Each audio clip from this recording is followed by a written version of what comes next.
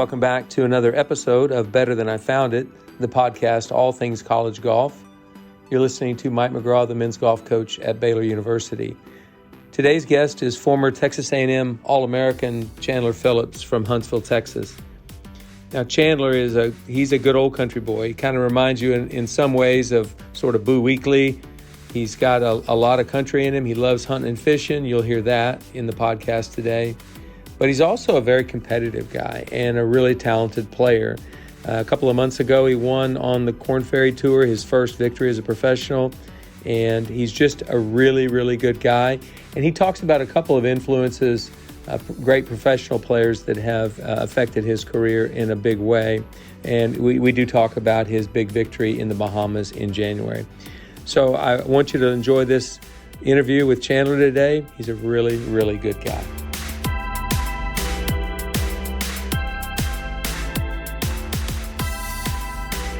Okay, Better Than I Found It listeners, please welcome former Texas A&M All-American Chandler Phillips. Chandler, I really appreciate you taking the time to join me today on Better Than I Found It. Yeah, no problem. I've known of you for a long time. When I was still at Oklahoma State, I was told about you, and I knew that you would one day be a player that we'd recruit, but you were really young at the time. And I knew you were a Huntsville, Texas, born and raised kid. I mean, that's pretty much Huntsville's Huntsville, man. It's its own deal.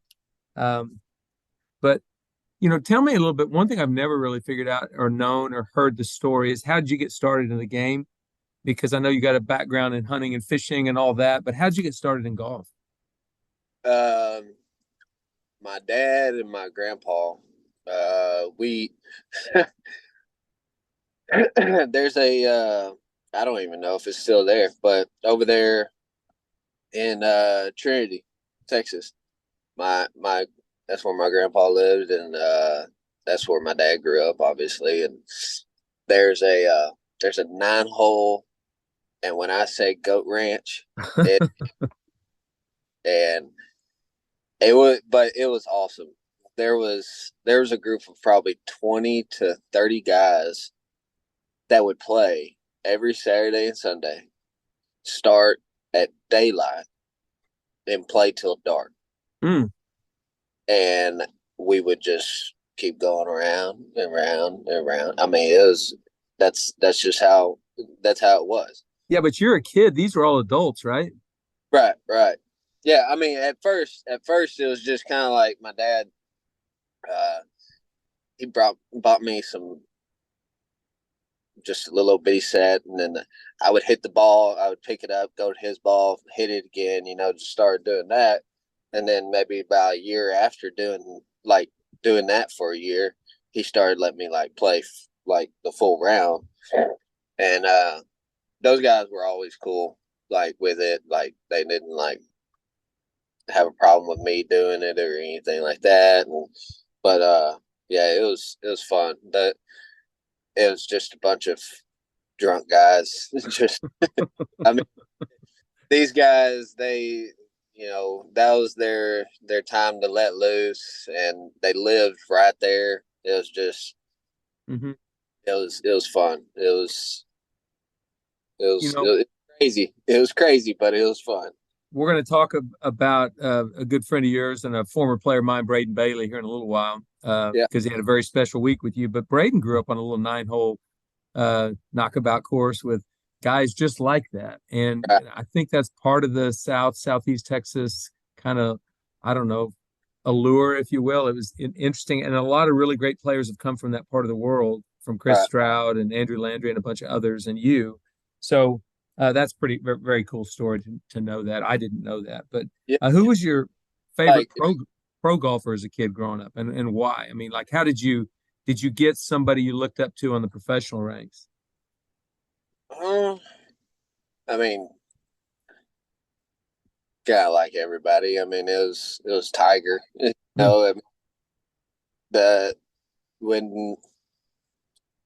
When I was first really getting into golf, wanting to, start playing tournaments, the 7 to 10 years old, something like that, was like '05, like '04, or maybe '03, '04, '05, '06, somewhere around there.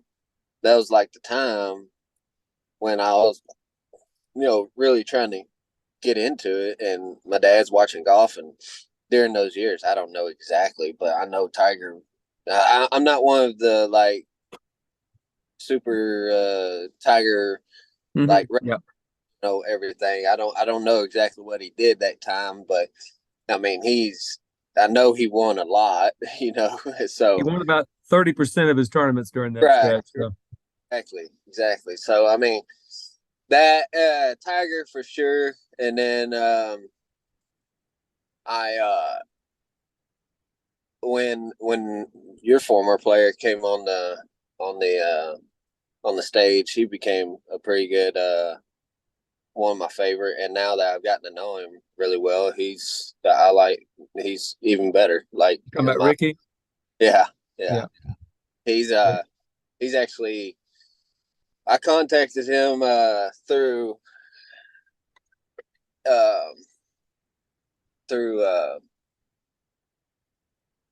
COVID when COVID hit and everything, and because I was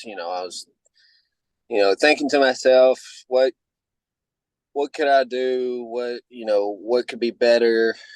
What's kind of holding me back from going from one level to the next. And I felt like it just kind of really came down to putting. Like I would have some really good weeks of putting, but it was never. I would rather be like, instead of going really good one week to not making nothing the next week, I would rather kind of meet in the middle and just have a good week and a good week and a good week. It was just kind of like that. And so I mean, I mean, you saw it. You recruited him when he was there, and now on tour, I would say he's probably one of the best putters I've ever seen. He's good. And, yeah, and so I contacted him, just really and truly, just asking him like who should I go see, like as a coach. I was like, I'm willing to willing to go anywhere. I'm obviously willing to pay whoever to help me with my putting. I need to know who you would suggest is the best one to go to, like somebody that will listen to you but also help you, everything like that. And he told me, he was like, man, I mean, this is me and this is how cool he is. I mean, and how awesome he is with like guys trying to come up and everything like that, is that I've at this time I have had interactions with him maybe 7-8 times, and he actually gave me his number at the Floridian Member Pro, and had his number and everything like that. He's just like, hey, if you ever come down here, you need a place to stay, you need somebody to play with, just holler. It's like, okay. Anyways, back to what I was saying is, he was like, man, nobody really comes to mind, but if you're up for it, I'll help you as much as I can, like through putting videos and everything like that. I'm like, yeah, yeah, that having probably what in my eyes is the best putter on tour, like offering to help me putting, like, I mean, yeah, man, I'm totally down with that. I'm in. I'm in. Yeah, so he's awesome, like that, and that's really, I mean, I've always been brought up on, my parents have always brought me up on respect and everything like that, and just the respect that he had showed and the courtesy that he showed to me. I mean, that just makes it even more of why he's my favorite PGA Tour Well, I player. appreciate you saying that. I certainly obviously have a great relationship with Ricky, but part of what really impresses me is not when he's on top. He does that beautifully when he's playing great and winning golf tournaments. But that 2 years or so where he wasn't winning and didn't have a lot of good finishes, and Right. I wrote him a letter last summer and basically said, Ricky, people are going to remember you for that too. And probably that's going to define you even more. The way you treated people when you weren't on top of the mountain.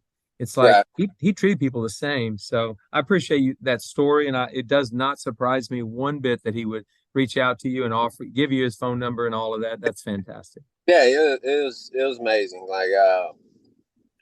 Like he had, and I mean, it's just everything that involved him. Like the first time I'd really like, talked to him and like got to know him a little bit was the the college event, the at the Florida. Yeah.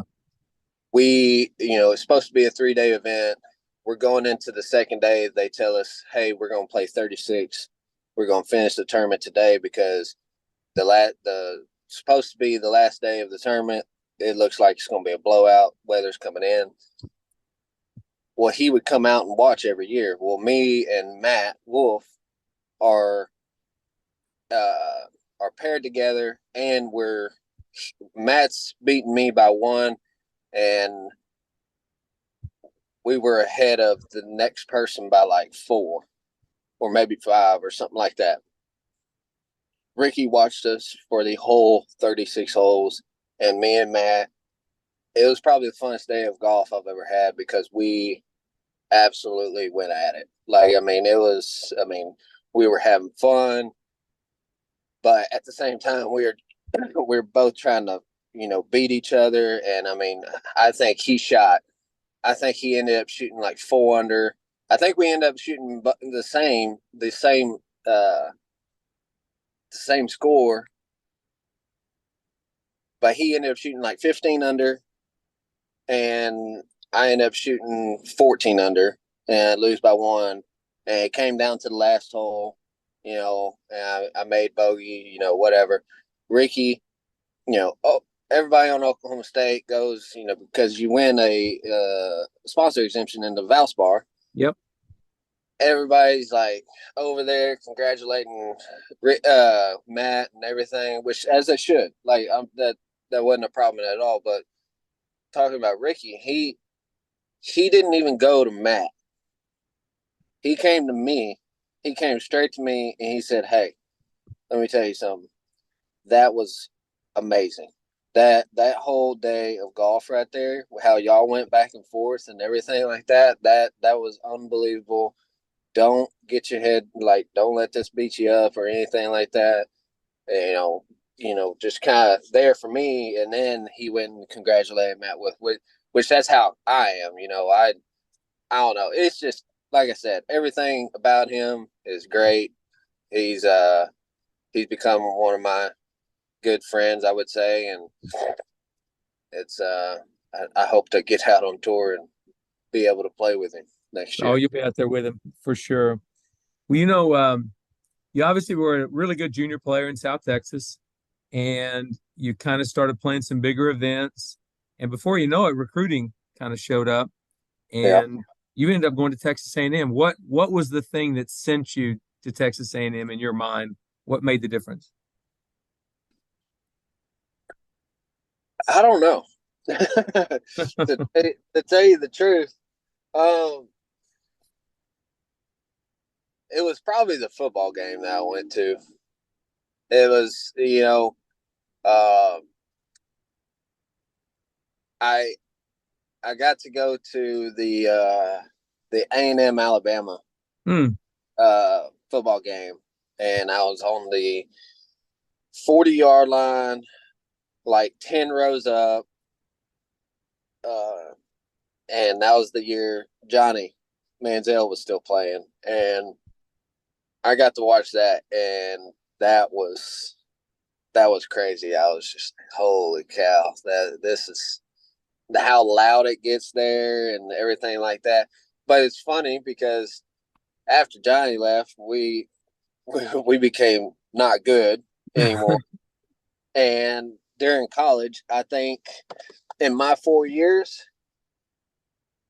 I say the football game drew me there, and obviously part of the golf, the facilities and everything like that. But the football game kind of helped draw me there. 4 years in college, I think I went to 2 football games because yeah. So I don't know. Well, I think that's part of recruiting. I think JT Higgins was a genius. He brought you at the biggest game of the year. He got you there for the excitement. Yeah, that was good. Well, you had a lot of success in college. You were a three-time All-American in 2018. I think you were first-team All-American. You played on the Arnold Palmer Cup team 3 straight years. Not that many guys have done that. Tell Right. me about that experience. I've had several players play in it. I know it was an amazing experience for me to coach it. Tell me Yeah. about that. Yeah. It's it's a fun tournament. The so the first year that I played was when it was just guys still. And then the last 2 years was they brought the girls in, and we had played a little bit with the girls, teamed up with girls and played another guy and a girl. And but the first year I played, it was unbelievable. And it was just guys, and we had a squad. I Mhm. mean, this team was like I saw who was going to be on the team. I'm like, I mean, this is unbelievable. Like this is kind of unfair. I take me take me out of the equation.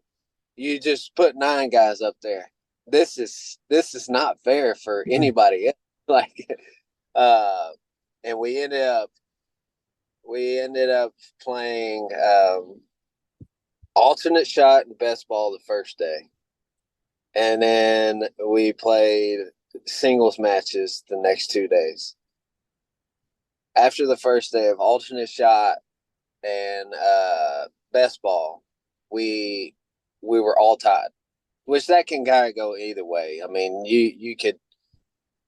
I don't know. I don't. That's why I hate playing those formats. But the single matches came around.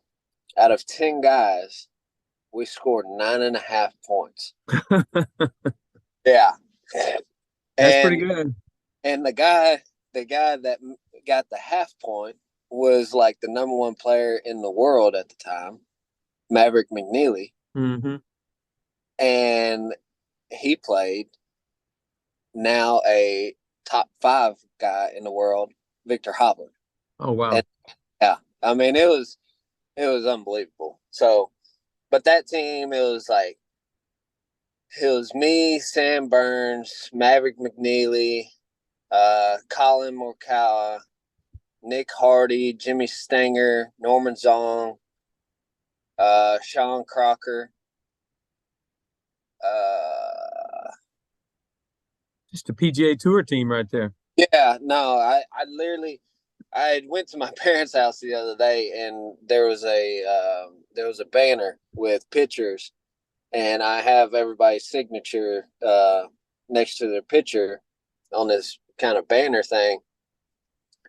And I started looking at it, and I was just like, yeah, okay, PGA Tour, PGA Tour, PGA Tour, PGA Tour, Yeah. European Tour. Is kind of made me want to look in the mirror and like, what are you doing? You're doing just fine. Don't you give yourself a hard time. Now, speaking of PGA Tour players, you had a roommate in college who's won a couple, 2 or 3 times on the PGA Tour, Cameron Champ. Yep. You know, the first thing people think about when they think of Cameron is that length. I mean, he hit the ball so far. But what would you say was another quality that made him a really good player? Because a lot of people just think of the length alone. His when he was in school, I would say it's putting. He was a very, very good putter. He was one of those guys that wasn't like he really wasn't like super aggressive, and which I kind of I love. Like, I mean, I'm an aggressive putter, but watching guys that aren't as aggressive, but they still get the ball to the hole, and the ball is just dying around the hole. I mean, it just has like I feel like it has a better chance and a bigger window that they can go through and still get in the hole. Like you may push it a little bit and you hit it a little bit softer, you know, this kind of one of those things. But he like I don't think I ever seen him 3-putt in college. That's that's how good his speed was. But yeah, if Cam would ever if he would ever practice his wedges, man, I think it's still today. It's still to this day. He could be probably a top 20, top 10 player in the world. He just doesn't like the wedges. I don't know what it was. Well, I hope he listens to this podcast. Then you're going to encourage him. Yeah, I wouldn't hold my breath. Well, that is something not very many people would have thought. Great putter. And obviously, if you're playing the PGA Tour, you're at least a good putter. You can't be a bad putter and stay on the tour. But Right. I remember him being a good putter in college. But the first thing you think about is that 340-yard drive. That's and you know that's everybody doesn't realize until you see it kind of in person. That is the most effortless 340-yard shot you've ever seen in your life. Absolutely. Like, I mean, it doesn't even, first of all, it doesn't look like he's swinging at 125 to 130 miles an hour. And then when it takes off, it's not like a Bryson drive where it's to the moon, you know, high draw or anything like that. No, this thing gets probably maybe 20 feet off the ground, and it just looks like it's floating out there. But it looks like it's floating because it's just still going, and it just hasn't started coming out of the air yet. But yeah, it's unbelievable. He's got a rare talent. He does. If he can stay healthy, he's going to play good golf for a long, long time. Okay, I think it's fair to say when somebody mentions your name, especially those that know you really well, Right. Hunting and fishing is a big part of who you are. It's like part of your DNA. So Right. is that accurate? And are you doing very much of either one right now? Yeah. I mean, that is me. I tell you, you know, I was actually on another podcast the other day, and they asked me, and they said, "Are you a how'd they say it? It was something about like, are you a uh, professional hunter or you?" I don't know how they said it, but like it was more like, "Do you like hunting more than you like golf?"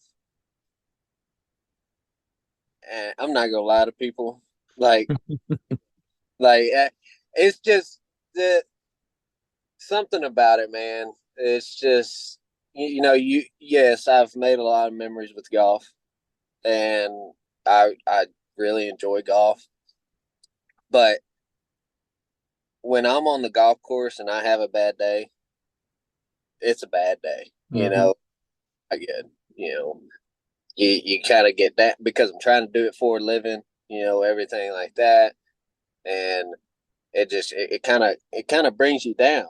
Like it doesn't it not necessarily brings you down to where it's just like you're just gonna have a bad day, but it's just kind of like you start worrying about it or anything like that. Hunting, fishing, I could have a bad day, and I'm still out in the sun, out in the woods. You know, I'm still having a good time either way. Like it does not matter to me one bit. So I like that attitude. So along with that, you're like a hunting fisherman, type easygoing, down to earth country boy, if you will. That's fact. yeah, absolutely. How in the world do you flip the switch to be a full-on competitor against the best players, in golf? You got to flip a switch someplace, I would think. I hate losing. Ooh, I like that. Yeah, I don't, I don't, it kind of goes two ways. I want to be the best I can be. Now, if that's a, if that's number one in the world, that's number one in the world. If that's a top 30 player in the world, you know what? I'll be a top 30 player in the world. But I'm going to give it everything I got, you know, with getting to that point in a way. But for me, this is kind of where the hunting and the fishing comes in, is that I I want to do that. I want to, you know, if it was up to me, I would stay at the golf course, you know, 5 to 6 hours a day, 7 hours a day, and practice all day, play all day, you know, whatever. But I can't do that every day because it'll, you know, everybody knows you'll get burnout. You'll, yeah, I feel like some people, they practice and it's really good, but at some point you could practice it too much, you know, in a way. You know, if something's not wrong, not saying don't practice it. Don't don't do your putting drill. If you're putting lights out, don't, okay, hey, I'm putting lights out. I don't need to practice putting today. I'm not saying that at all. But I'm not saying, but what I'm saying is, don't go out there and try and find something wrong with it. You know, I'm kind of one of those guys. So if I'm hitting it really well, I'm putting really well. You know, there's always something that you can work on and be better at every day. I'll work on whatever I need to work on, like to that I doesn't feel is up to my standards, and then I'll, you know, practice everything else, and then I'll go play, because playing, I think, is the best practice, because you'll get different lies. You're not gonna have a perfect lie every time, just like you are on the range or whatever.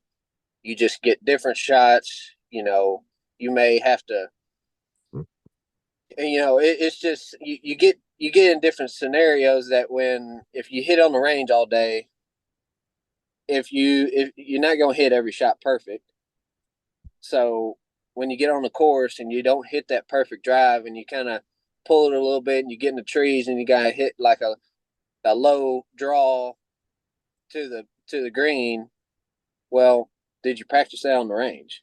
Probably not. You're just probably trying to hit, you know, perfect shots on the range. So, but like I was saying, what comes to, that's where like hunting and fishing comes in. I'll go practice and play. Like this break I've had 6 weeks off until next week. I've probably went fishing, I don't know how many times. Probably 10 to 12 times, you know, and it's good. It's just a relaxing, go out there, not worried about golf. Like, I'm just, you know, having a good time. I'm either going with my dad or my other buddy, and, you know, my dad lets me take his boat. I don't know why he trusts me with it, but yeah. So it's good. It's a good balance. I have a good balance of everything. Well, I think it's doing it your own way, and not that many guys do it like that on the PGA Tour. Right. I wouldn't think. So maybe once you finally do get your PGA Tour card, that'll be a nice storyline for a lot of people. But another storyline that's kind of unusual or uh, kind of against the norm today is you don't work with an instructor right now. I know you have in the past, but it's like you're you're doing this without an instructor on the range tee every week at a tournament. How are you doing that, and why is it an advantage for you? Yeah. It's one of those things. Like I was telling you earlier before we started. I've always had one tendency, and it's to get underneath and get stuck. And the instructor I did work with for a long time, his name's Dean Choate. He was at my home course in Huntsville. We worked together for a long time, and he helped me extreme amount over the years that we did work together. And the good thing with my swing is, or for me, is it's one tendency. It's one thing. If I start hitting it bad, I know what it is. I don't even have to see a video with it. I can just look at the ball, and if I'm missing it left and right, I'm stuck some way, some way. I don't know how, but my thing is in my swing is if I can keep my hands as low as as low as possible, and just don't stall out in a way, and keep rotating through the ball, because I'm a very keep the club, I would say the club face square through the ball. I don't release it. I don't turn it over. I try to hit a little fade every time, because start hitting a draw. One day I might hit a draw and it might be really good and I can control it, but it ain't gonna last. It lasted for me. That's why I don't try to do it. But when I'm playing my best golf, I'm hitting like a 5-yard fade with everything. So low hands, just keep turning through the ball. And I make it sound easy, but it's not. Well, It's one thing you're describing to me, whether a kid has an instructor or not, I'm talking to junior players, I'm talking to college players, young mini tour players, whether you have an instructor or not is not the thing. The thing to me is, do you own your golf swing when competition and pressure comes? Do you own right. it? So Absolutely. sounds like to me that Mr. Choate gave you the ability to fix yourself, Right. and you are now able to do it in competition. Right. Right. And another thing is I'm one of those guys that's like, you don't have to be perfect. I've never thought that. I'm not a perfectionist on the swing. I'm not a perfectionist on the golf course. It really to the point where every day is different. Every day is going to be different. You're not going to hit it great. You're not going to hit it perfect every day. You're going in a 4-day tournament. You're probably going to have one day that things aren't really right. Perfect. You might get lucky and play a 4-day tournament that you're just absolutely strapping it every day, but the chances of that happening, at least for me, it's not very high. So my thing is like, I wake up, go to the golf course during the tournament, and when I get on the range, I'm you know I'm not there to work on anything. I'm gonna hit some balls for 20-25 minutes. If I'm hitting a draw that day, hey, we're playing a draw. If I'm hitting the fade, all right, we're gonna hit the fade today. I'm not gonna get on the range and like, oh, I'm drawing it. Like, hold, wait, like let's fix this. No, I'm not gonna put too much too much thought into it. It's just kind of one of those things. It's just like whatever you got that day, play it. It's just that's how I am. Like the tournament that I won, I forget what day it was. I think it was the second day or the third day. I'm pretty sure I was hitting a draw that day, and hell, I played it. It's just Yeah. Well, let's talk about that tournament. That was in January in Bahamas.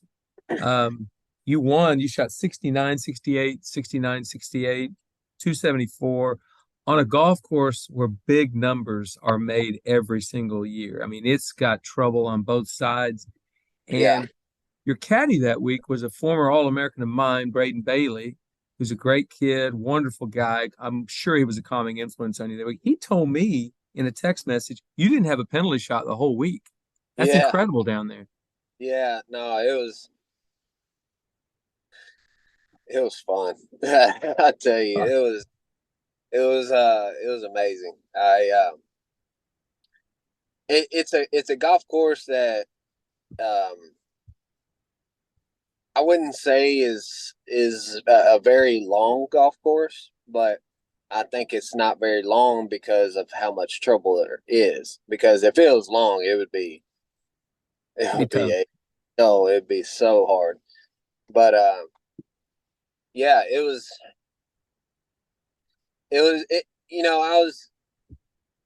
I had talked to Braden. We talked while we're playing practice round and everything, and I was like, hey, it's the first week of a long season, first tournament.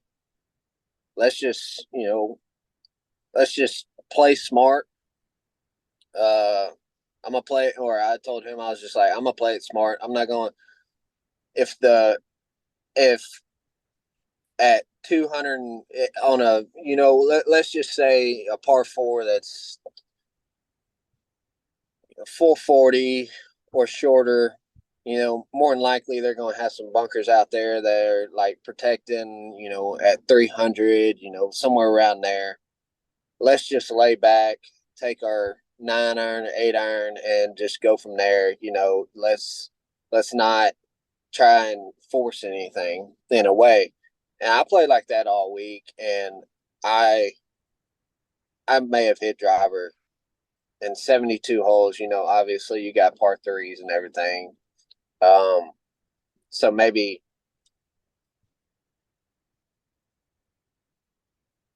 I would say, what is that? Probably 60 holes that you have the option of probably hitting driver on. Right. I think I hit driver maybe 10 times, and I took a 3 wood and just railed it around there. And I was strapping the 3 wood, and it was funny. The last day, I had no idea where I was at. Braden knew where I was at, and I thank God he didn't tell me. He knows me. Look, me and Braden have been playing together, playing the same tournaments, playing together since I probably 10 years old.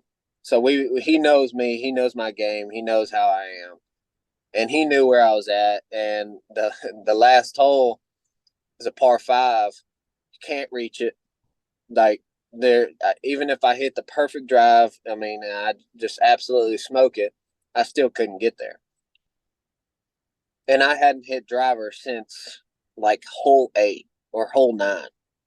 I've just been hitting 3 wood the whole time, just because that's how I'd played the course. And I get up on 18, and with a 2-shot lead again, I don't know where I'm at, and there's water right. You hit it, if left is just woods, like woods where you're not finding it, like Right. thick Right. kind of jungle kind of stuff, and it's not a hazard. And I grab driver, and he doesn't say anything. He's going to let me keep doing what I'm doing. And I I look down there. I've already taken the head cover off and everything, and I I grabbed that head cover. I just put it right back on, put it in back. Wood. He was like, "Yeah, I was thinking that too." He was like, "I wasn't anything, but you hadn't hit driver one time. You've been smoking this thing around this place all week. Just just hit your 3 wood down there. Let's lay up and just take it from there." I was like, "Let's do it." I'm glad you made that decision. I know Braden was too. But, after the third round, I saw an interview and I saved it. They were interviewing you and they asked you, you know, about your life and whatever, and they were going on. And finally you said, I've been talking to my buddies every night this week and they're duck hunting at home. And Yeah, I'm just like, God, I'm playing so good, but I'm not going to lie. I'd rather be duck hunting. Now, yeah, is that real or is that just, what is that? man. Look, that was actually after the tournament. Oh, Uh, okay. I thought that was after the third round. Okay. no, that was after the tournament, and it was that was more. I was talking. So duck season was still open. It was the last 2 weeks. I had been going every week with them during duck season. I got a lot of crap for it, but especially from my dad. My dad, he's always wanting me to practice and everything like that. But again, this is where the fishing and hunting comes in, and the balance for me, not playing too much and everything like that. But Q school, final stage of Q school was first week of November. That tournament was, I think, the second week of January. Mm-hmm. As soon as Q school ended, I didn't touch a club till the week before. Mm. That Yeah, I was hunting. I was with my buddies hunting every week, and it's just I do it every year. That is my break. There's not any golf. I mean, there is, but that is my time to take off. And they're still hunting, and they were calling me. I was calling them like every night before the tournament started, and they're having a good time. They're killing ducks.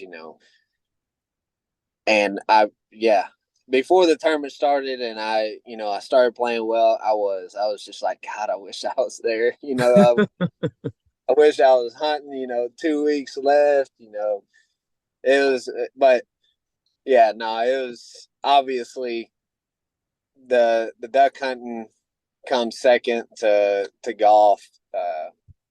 But before the tournament started, it was just like tournament had started. My buddies would send me pictures and videos of them having a good time, doing what we've been doing for the last 2 months. So yeah, it was just, it kind of blew up kind of in the wrong direction of where my head was at, but really and truly it was just the before the tournament kind of started.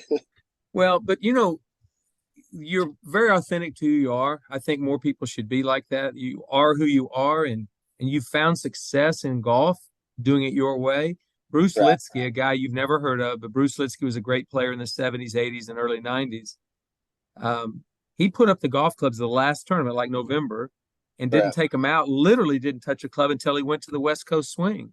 right, And it was just his way of doing it. And then you had Ben Hogan, who hit 300 balls a day for an entire career. So there's right, different ways of getting there. But one of the things that really struck me after you won, I was thrilled for you. I was thrilled for Braden because he was right there. And I've encouraged him to remember the things he was saying to you that week.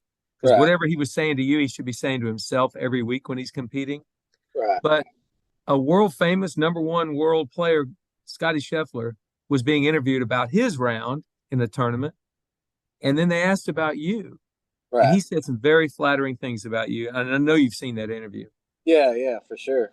Yeah, no, me and Scotty, he's kind of like Braden. I mean, it's just Texas, Yep. man. There's a lot of good golfers that have come out of Texas. The the competitive side of golf in Texas, I feel like, as you know, and I think a lot of people know, it's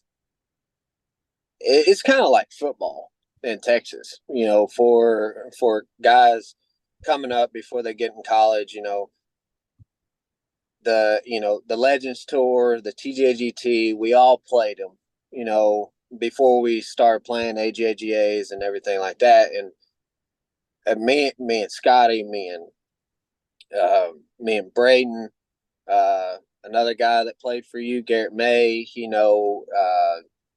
That I can go on with the list. Like there's a bunch of guys that have had really good golf careers that have come out of Texas, and we've all played with each other since who knows when. Like, I Mm-hmm. mean, truly, I mean, I remember with Scotty. I think the first tournament I think I'd ever like played against him in was like Starburst in the like 11-year-old or 10-year-old age division. I mean, Right here in I'm Waco, Texas. yeah, exactly. I'm 26 now, and Scotty's either 27 or 28 or something like that. And I mean, it's hard to think about, but that was 16 years ago. I mean, Mm-hmm. and then going throughout junior golf and then going to college and you're still playing against these guys. I mean, you become pretty. Now I wouldn't say me and Scotty are like super close because you know when college hit, surprisingly, we didn't play many tournaments against Texas.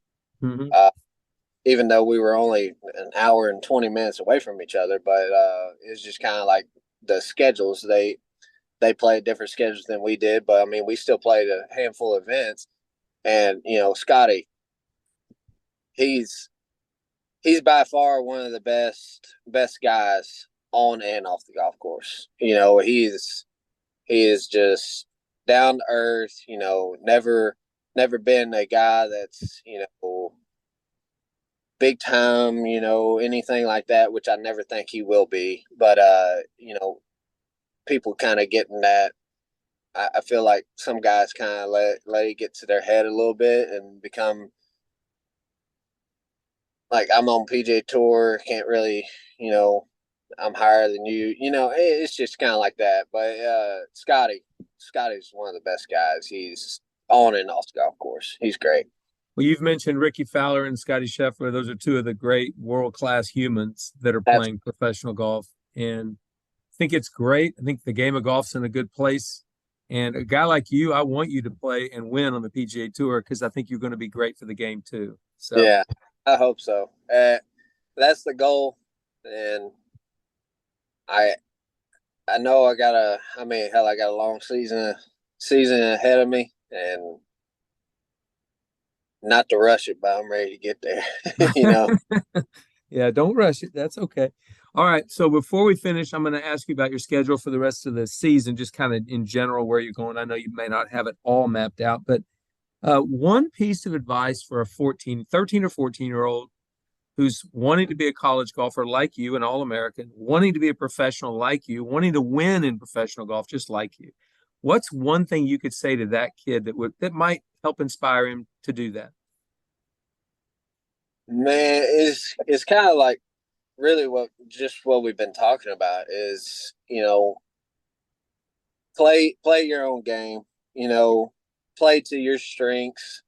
Uh, if you're a bomber, don't don't sit on the range and just pound drivers all day. If you're a bomber, go work on your wedges. Mm-hmm.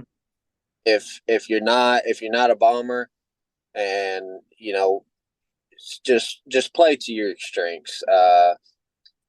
I'm not a long ball hitter. I think I'm pretty average. If you're going off of like I guess PGA Tour stats or anything like that, but and I'll work on my wedges a ton. Short game. I mean, a short game can. Your short game is, I would say, 75% of how you're going to play. I mean, you could not hit the ball. You could hit the ball terrible all day, and you can still manage a good round with a good short game.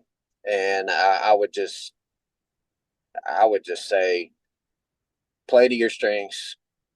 Uh, Tighten up the short game to where you get, you know, it's probably a high number, but I would say 75 or above up and downs for the day.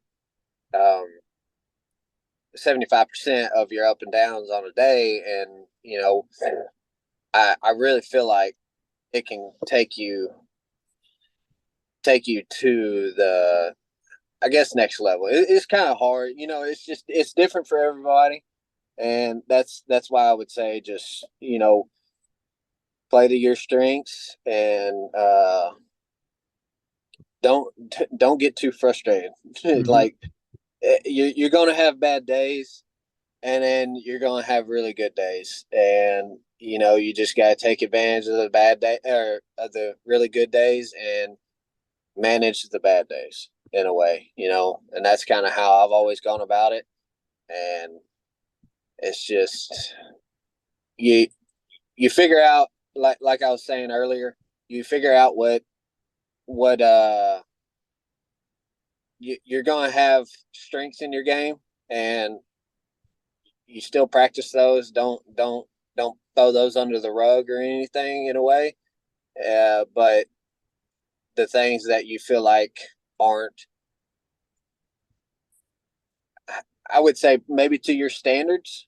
I mean, Mm-hmm. everybody's standards and everything, and if it's not up to your standards, then just keep pushing forward to it.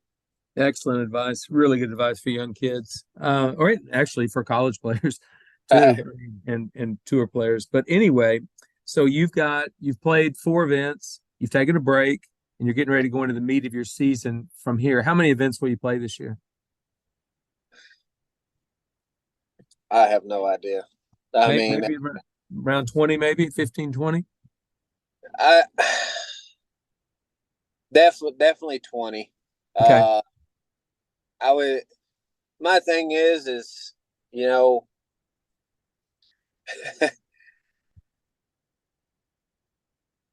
I should probably take off.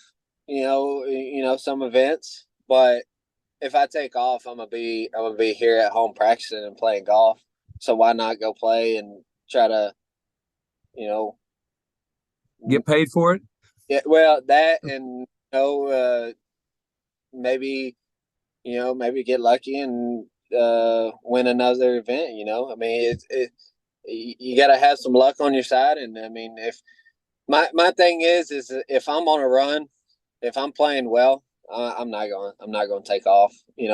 Even if, like, right now, I'm leaving next week to go to Savannah, and I don't know for sure yet if I'm gonna have a week off or 2 weeks off, and then I'll go 3 weeks, and then I'll have a week off, and then I actually have a 7 week period that I'm planning on playing. I don't know if I'll play all 7 that week or those weeks, uh, but for right now, that's my plan. I don't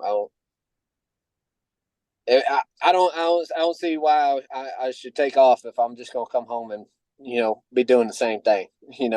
So I'm with you. I'm with you. That sounds really good. Well, Chandler, thank you so much for spending an hour with me. I really like the way you approach the game and the way you approach life. And again, I wish you all the best going forward, because I know you're going to be successful. Keep up the great job you're doing. And maybe once you've gotten your PGA Tour card, you can come back on here. We can talk about that. Yeah, for sure. Absolutely. I'll come on anytime you need me. All right. Sounds great. Well, have a great week of prep, and go knock them dead in Savannah. Yes, sir. Yes, sir.